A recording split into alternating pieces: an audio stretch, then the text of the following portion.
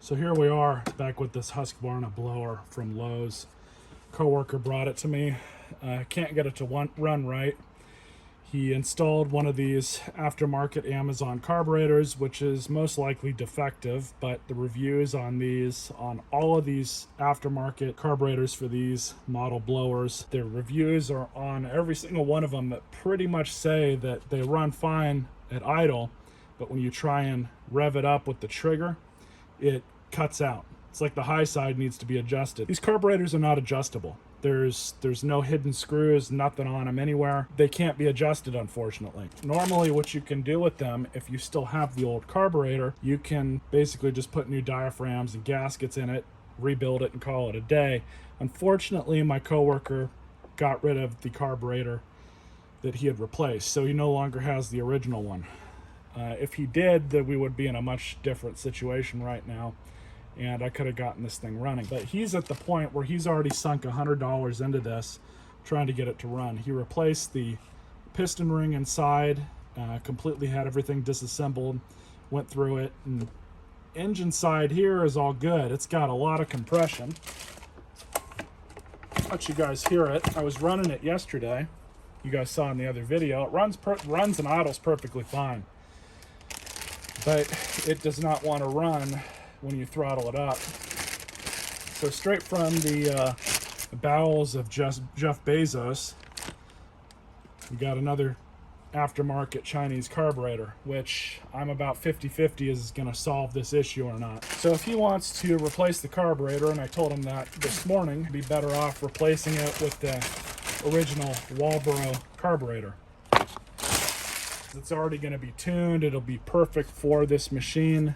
A lot of the times these aftermarket carburetors, that most of them are adjustable. This is one of the first ones I've seen that you can adjust, it being aftermarket. They're made to work on several different things, several different items. So this might work perfectly fine on a string trimmer, but on these blowers, they don't run properly. At least that's what some of the reviews say for the other brands. So enough babbling, let's go ahead and open this up. So these kits come with everything you need. Now, I don't need all this stuff. I literally just need the carburetor. It would be a lifesaver if these were adjustable. I don't understand why the manufacturer did not make these adjustable. I mean, they're made overseas, they're aftermarket. Why not, you know? One other point of contention that people have had with these aftermarkets are that this whole top piece right here is on backwards. This one appears to be in the correct orientation, so we don't got to undo these two screws. On some of those ones I've seen on Amazon, you got to pull these screws out, flip this around, put them back in, and there you go. This one is set up properly. That's a good sign. So now we have everything where it should be. It is essentially the same size and shape. I'm not 100% here, but this had this little plug here at the end of it, right up here. So this has got some sort of adjuster screw on it. I'm not sure if that's the high side. It would be really nice if it was, but we'll mess with that.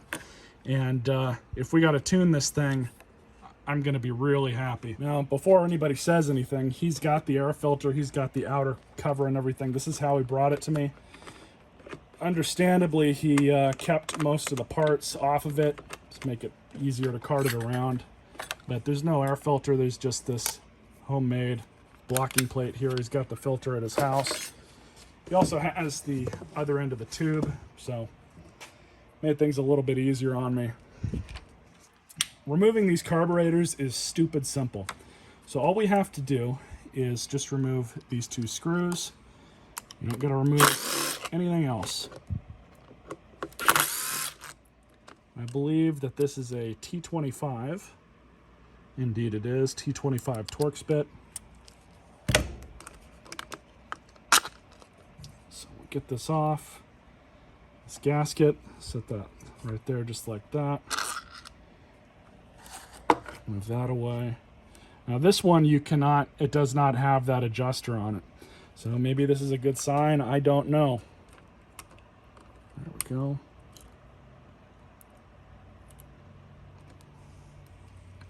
So now we have it off completely. Now what I'm going to do here is just kind of release some of the pressure that's in the tank. This is going to leak and drip a little bit. That's okay. But to make it a little bit easier, lift up fuel line, drain out as much as what's in the lines as possible. And all you're going to do, just match these up to the correct sides.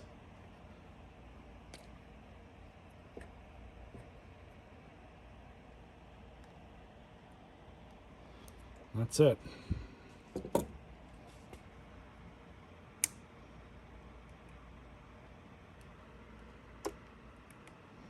Just like that, stupid simple. All right, so everything's installed. Move the trigger back and forth. That's good. We might have to adjust the idle here. That's not a big deal. And you got to remember, this has to go back on a certain way. These two holes down there at the bottom, just like that. And one of these holes is here for the carb. Our air box.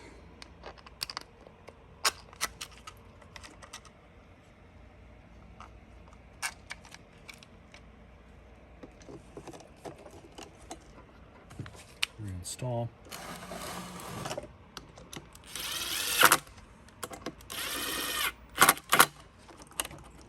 It's good to me. Cap back on.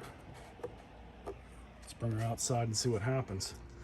Well, let's see if this pig will give us a start.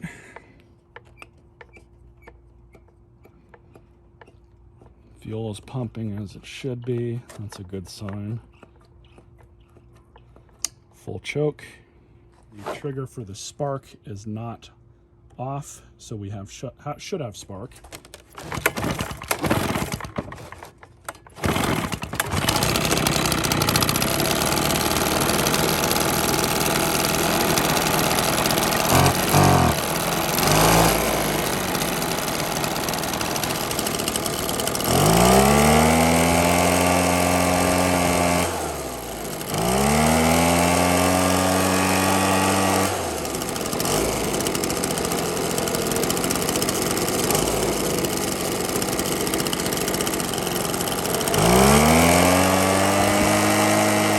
There's a bunch of extra slack here, so I'm just going to pull down our fuel line a bit. There we go.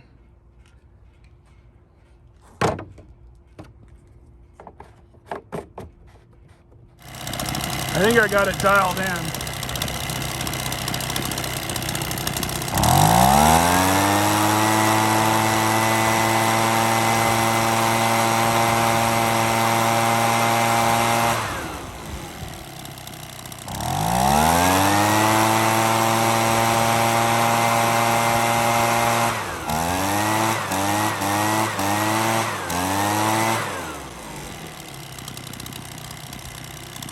I'm happy with that. I think he will be too.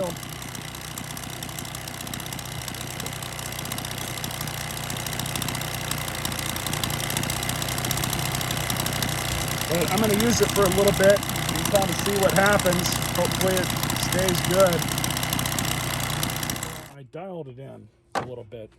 This carburetor is a really weird design, because I don't know if the OEM carbs have this thing on the top where you can adjust it, but this one screw seems like it adjusts both the low and the high side at the same time, because you can adjust it when you're running full RPM, but it's not going to be inaccurate. The thing's not going to want to idle correctly if you go too much, and it sounds like you dial it in.